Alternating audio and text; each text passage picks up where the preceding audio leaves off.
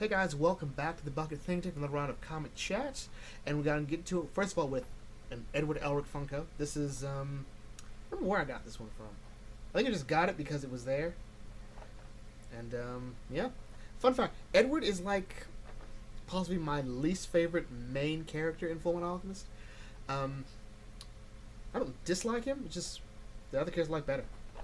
Anyway, so moving on. So our first book is Penguin. I'm kind of excited for this. Penguin is my favorite DC villain. Well, at least my favorite Gotham villain. My favorite might be Sinestro for DC. But anyway. I have always liked Penguin. I have. I love the idea that amongst all these clowns and question mark people and frigid man and man bats and cat thieves and magpies and dude who thinks he's Zeus, Penguin is our big bad. Penguin is the guy like, look, I run a criminal empire, and that's it. That is kind of it, and I love him for it. But anyway, but the downside of this book is it's written by Tom King. Tom King is possibly the most divisive writer at DC. I think he definitely is. But anyway, if you recall, we need a bit of context as to where we are, courtesy of this. If I'm not mistaken, this story takes place after the events of Chip Zdarsky's Batman run, where everyone thinks Batman killed the Penguin. Then Catwoman finds out that, oh, Penguin's not dead, and then his kids took over the criminal empire. Also, Selina never bothered to tell Bruce that Penguin wasn't really dead, and that leads to some other stuff going on here, but whatever. Also, look, there's a little penguin in the U on Penguin. Oh, look at that. So anyway, this story starts off with Batman like, oh, it looks like I'm about to die. I'm about to die. He's in the bat plane. Nothing's working. Even his body's not working. And who's across from him? Penguin. And Penguin might be the only one that can save them. And Penguin's like, oh, I don't know. So anyway. So we go back to a year earlier, and what we see is really just Penguin living up in Metropolis, and we're seeing everyone's opinion of Penguin. So which means that I guess his identity's been outed. Everyone knows he's actually Penguin. But anyway, the guy that makes his suits is like, hey, it's Penguin. He makes an offhand joke about he's lost some weight, and the thing about Penguin is he doesn't like being made fun of. You need his permission to make fun of him, and if not, everyone knows what happened. So he's nervous for a bit, but Oswald just walks out. There are police undercover watching Penguin, trying to provoke him, trying to get him to slip up, because I think they don't know they can't prove he's Penguin, so they're going to try to get him to act like he's Penguin and go from there, which to me is a bit weird, but whatever. Oswald even has a girlfriend or a wife. Penguin's getting laid, and you're not. How depressing is that? Anyway, moving on. So then, there's even a guy in a flower shop who doesn't respect Oswald, tries to make fun of him. Either way, Oswald's living his best life. You know, once a month he goes to get a suit, he goes to talk shop with a hot dog vendor, he goes to walk in the park and feed the birds, he goes home, makes sweet love to his wife. Then if he's not doing that, he's at work at a flower shop. You know,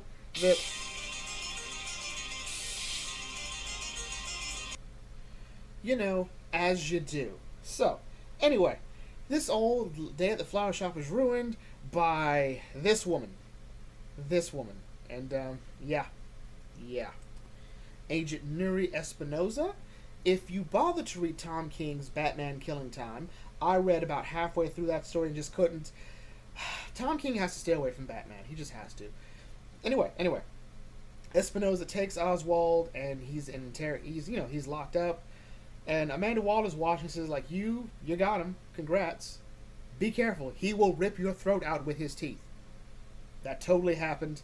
And the One Bad Day line with Penguin, that was wild. It was one of the best Batman villain stories for a while. But anyway, so Espinoza doesn't really care. She's trying to talk to Penguin, trying to figure out, trying to get him to help. She's pointing out the fact that she's cut back, not on smoking, on cursing, and really what she wants is, oddly enough, what this whole thing is about getting Penguin to take back his criminal empire, all right, from his kids in its entirety. And if not, well, yeah, Oswald's wife is still in their custody. under suspicion of aiding and abetting at least 20 of the murders Penguin's done. So, yeah, and as Espinosa points out, yeah, I can go in and shoot her right now, and it won't be a problem. So, Espinosa's happy that she's got Penguin helping, and go from there. Oswald, the first thing he does, he goes in and he kills his tailor. Like, yeah, I'm back to being Penguin now, which means you can't make fun of me. And he slits the dude's throat with his umbrella. His razor blade umbrella. Oh, boy. Oh, boy. And, yeah, the comic ends with a cut to the present day with Batman and Oswald sinking into the sea. And that's how the comic ends. So, let's discuss this book here a bit. Let me do some feng shui.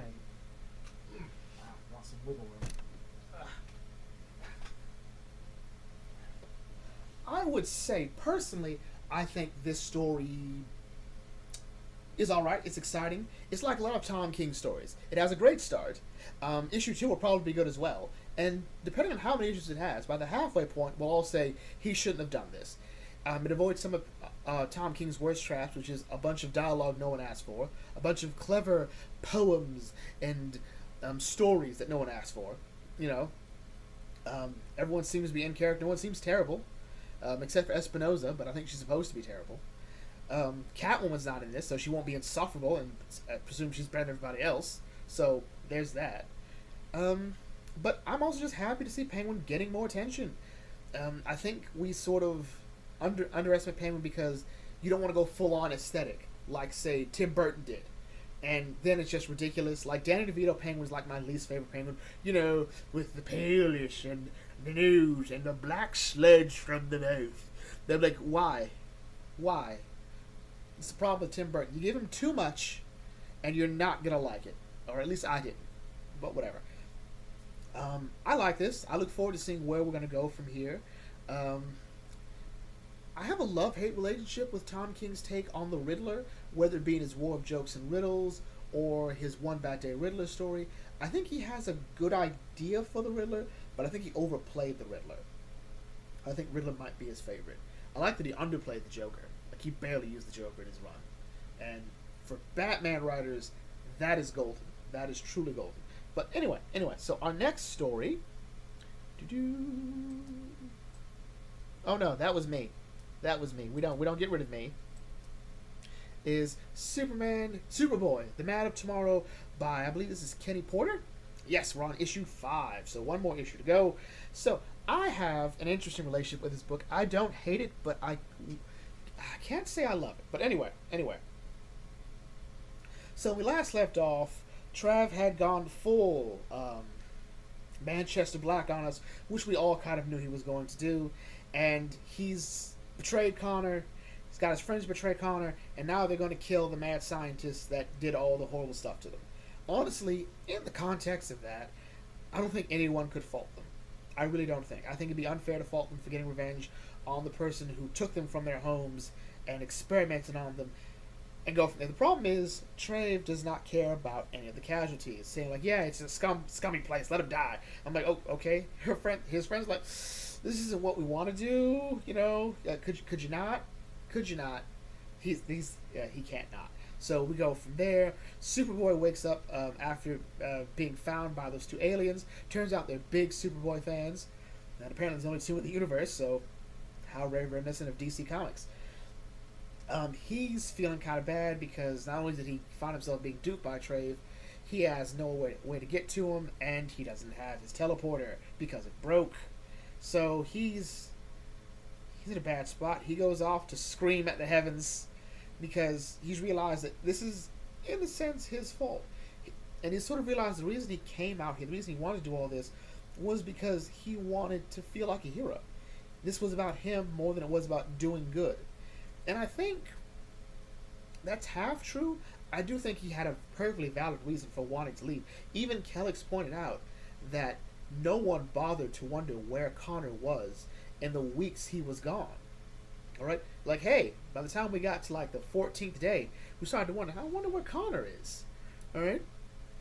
And yeah, to be fair, Superman has a family.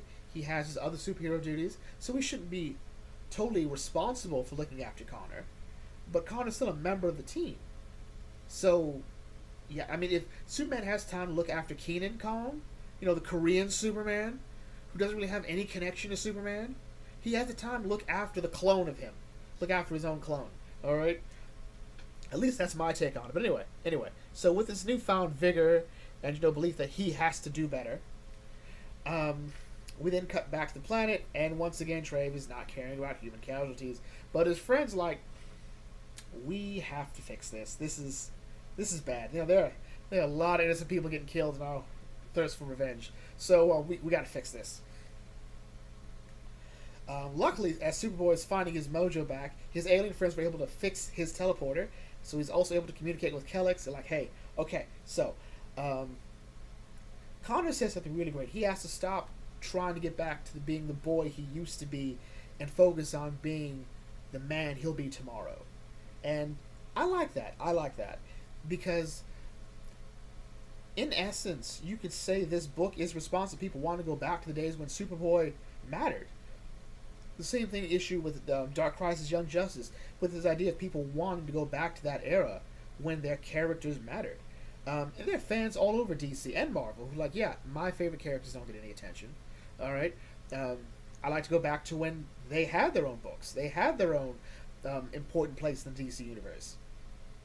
So Connor's yeah, I'm not going to focus on what was. I'm going to focus on what can be and who I'm going to be. So he goes, teleport there, and he's you know what? I'm going to beat Trave down. So he comes in to save him, to save Trave's friends before he decides to turn on them. So, yeah, wild. And I think my favorite scene here, as after he messes with the gem so he can't control those people to be his meat shields, Trave goes for the punch to the face, and it comes it hurts more than I thought it would, but I can't let him know that. So they engage in the fight, and let's go with a long story short here. Trave ends up burning himself to ash because he won't calm down. And everyone's okay, I think we're good. Connor's I think we're all good to go. But then Trave's friend is actually, no, there's a problem with that. See, his exoskeleton is still out there, and it went there, and it got to the ship, and got to the Kryptonian body that Trave was saying. So now he's occupying this cybernetic Kryptonian body, or Daxamite body, and that's how the comic ends. So, how do we sum up this issue? I think it's all right. I think the problem is the bigger story. Getting to Connor's decision to be at this point may not feel quite as earned. I think it also doesn't help that I have no idea. I cannot remember the name of any of Trave's little henchmen, alright? This Manchester Black knockoff has terrible friends. I say they're terrible friends because I can't remember them, alright? It is just kind of frustrating in its own way.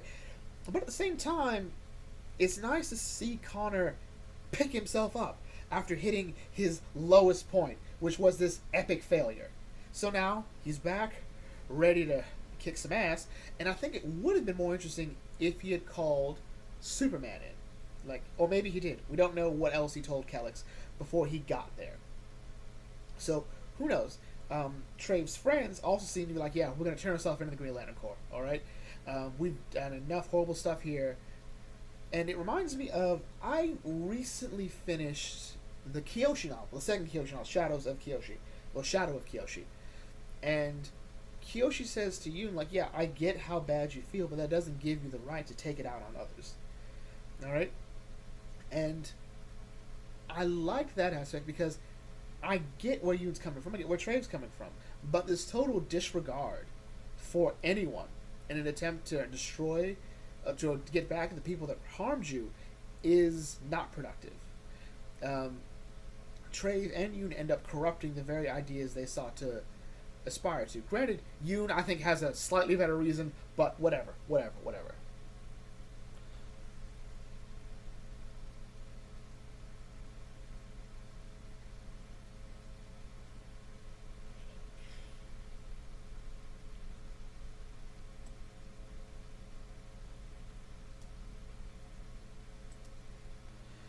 And finally, let's wrap it up with Shazam issue 3.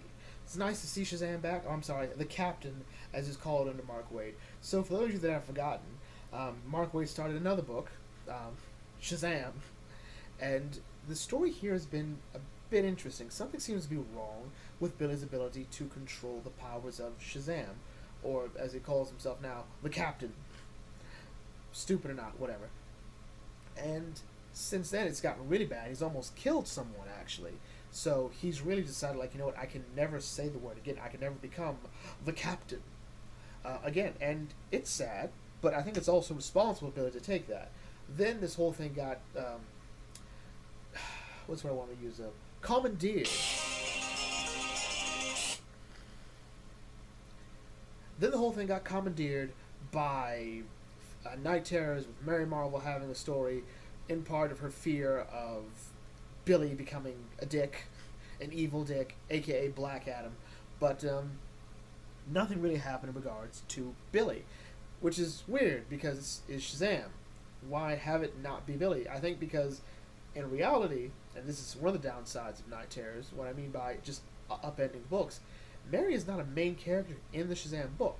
I think the problem was that Mark Waid was going to resolve these issues within the actual story. Anything he did involving Billy would, like, pretty much every character seems to resolve their nightmares in the confines of the story they're in.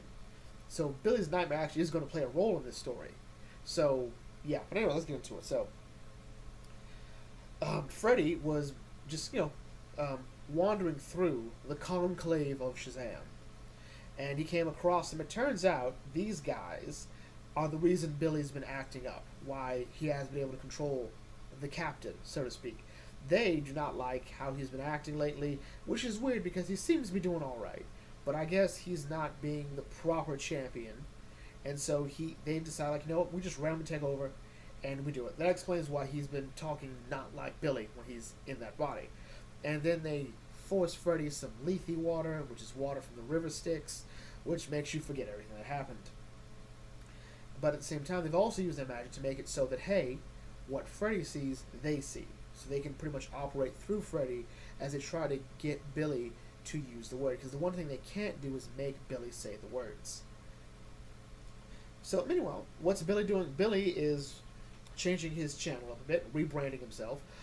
A lot of balls. That's a very hard thing to do, but if it's worth it, this time it's about Metamorpho instead of the Captain.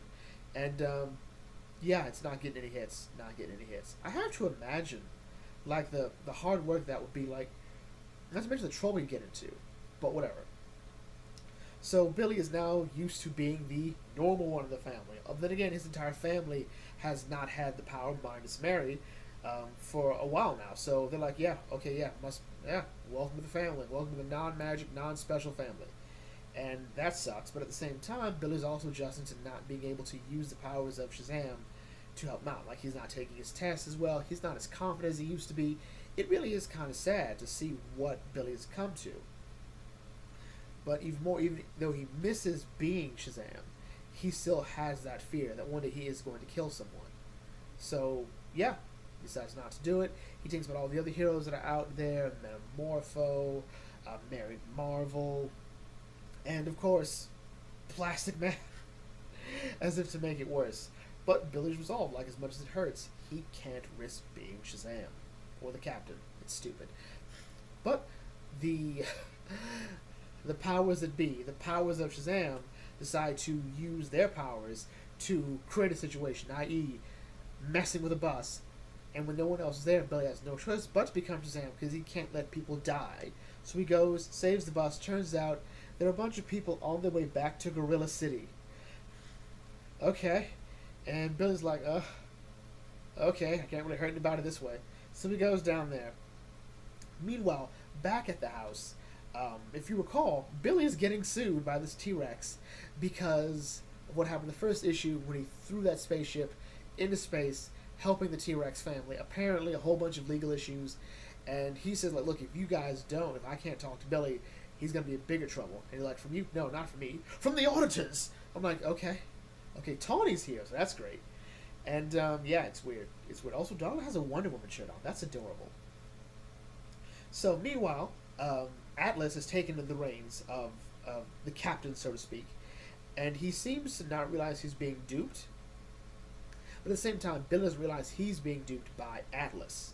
So the Gorilla Ted talks about how there's this, how their trading partners at the moon have been creating a rocket, and they're a bit concerned about it.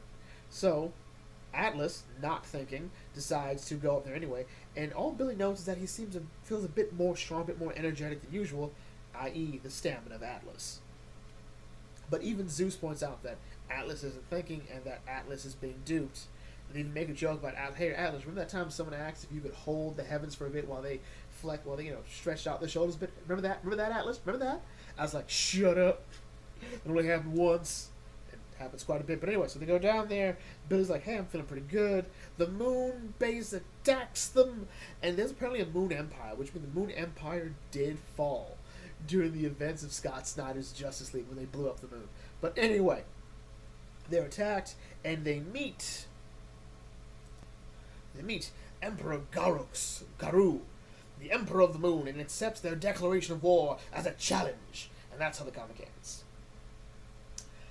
Ultimately, this issue is... the reveal is good, though, exactly what's been going on, but I think we also have a problem because the Wizard has already proven to be terrible, alright?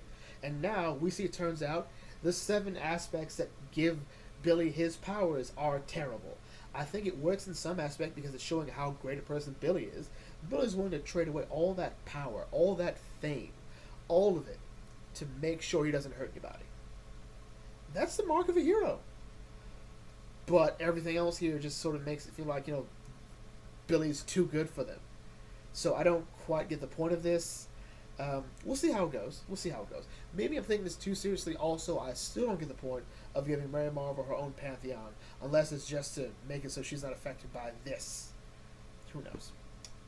Anyway, let's bring this to a close here. If you are new to the Bucket Think Tank, feel free to like, comment, share, subscribe. Do all the fun algorithmy things, and I will catch you all later. This is the Bucket Think Tank signing off. Thanks for watching, and as always, may your fandom serve you well.